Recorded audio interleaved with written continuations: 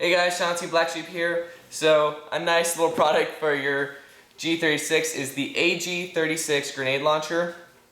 You can find this on e-bike. It is constructed of aluminum and nylon fibers. It is pretty solid and definitely worth getting if you have the extra money and would like to fill maybe a grenade roll. It does feature flip sights with those sights actually ladder style and painted accordingly. And they do go down and everything. They are spring loaded as well. The sight is removable, so you could just have that on your gun. Has a functioning safety and fire.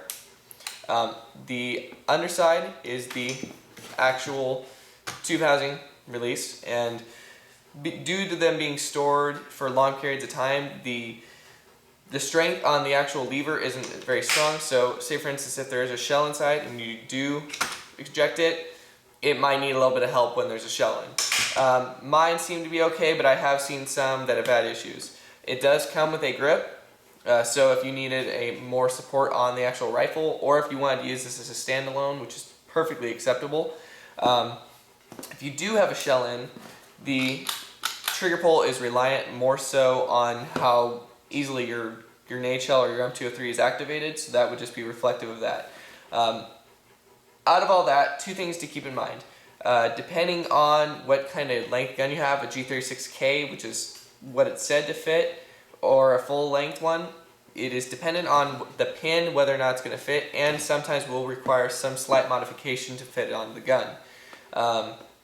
As a side note as well, it does come with Chinglish and English instructions, so you are pretty well covered, and blown up perspective, so if you do have issues you can, well, troubleshoot and see what you need to do.